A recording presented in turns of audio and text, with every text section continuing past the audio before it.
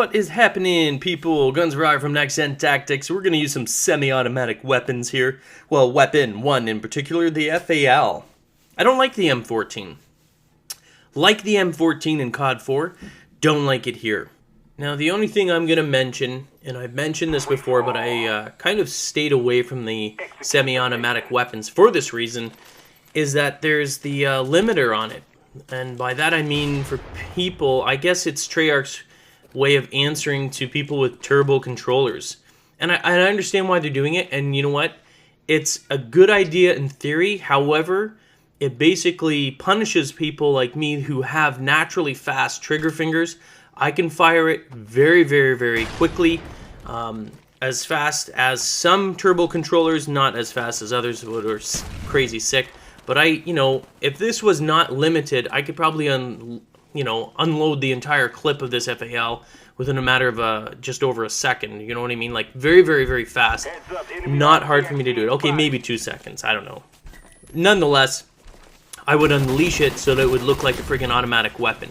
And the problem with what they've done with the M14 and the FAL is if you fire this weapon fast enough, they do a lockout. And all of a sudden it just stops firing. And it's meant to get rid of turbo controllers because the FAL essentially is a 2-shot kill. Look at that. But just on an off note, isn't the red on it sexy? Oh my god. I think the red on most of these weapons looks friggin' sick. I love it. I love the FAMAS with it on. I love the G11 with it on. I just think it looks friggin' awesome. Awesome. Oh, and by the way, I'm mentioning it in a few of the videos because I'm kind of getting really excited for it, and I hope you guys are too, but we're going to start doing some competitive gaming. So this is where we're really going to be stepping up strategies. We're going to be showing you some really cool stuff that, if you have a group of people, all you need is 4. If you're individuals, not going to help you. Sorry. I mean, my search and destroy strategies that I show you guys essentially will help you even if you are playing single. Obviously, free-for-all, same thing because it's individual based. Deathmatch, yes, to a certain degree. However, if you're stuck with a garbage team, the people that just really, really suck at the game, you're not going to win. I mean, you really do need to have your teammates actually doing something to contribute. And that's the problem, and which is also the reason why I'm not going to be showing you headquarters, demolition, or domination individual strategies. You know, the way that we're doing it now for search, free-for-all, and deathmatch, because those games is such random. The reason why you win it, even if I show you something that you can do really well, the fact that you're stuck on a team with a bunch of randoms makes it near impossible to win the games, especially those 3 in particular. Same thing with sort of capture the flag type stuff. You can't win those games if you've got a team full of friggin' freaks and people that just suck balls at this game. It can't be done.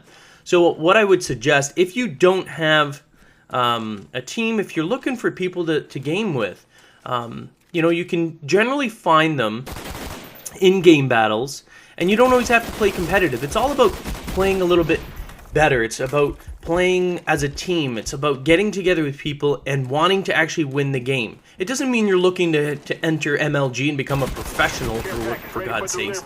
It just means that you don't want to just go into random matches. You're sick of playing by yourself. But I'll tell you right now, if you're doing it, and this is more of a note to the younger gamers that are out there, a little less experienced, people do not want you on their team if you're going to act like a little turd ball. If you're going to act basically all immature, make stupid little noises and everything like that, they don't want to game with you, okay?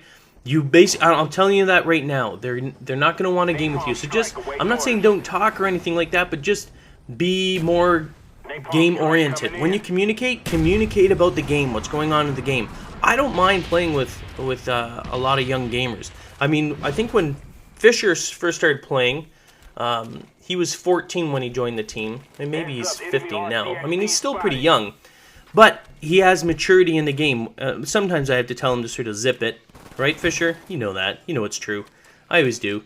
But anyway, for the most part, he's focused on the game, and that's what makes him a great player. So it doesn't matter how old you are, but just remember, if you're looking for a team, you want to get on a team, you've got to be a little more focused. I mean, when you're in the lobby, don't act like a turd ball.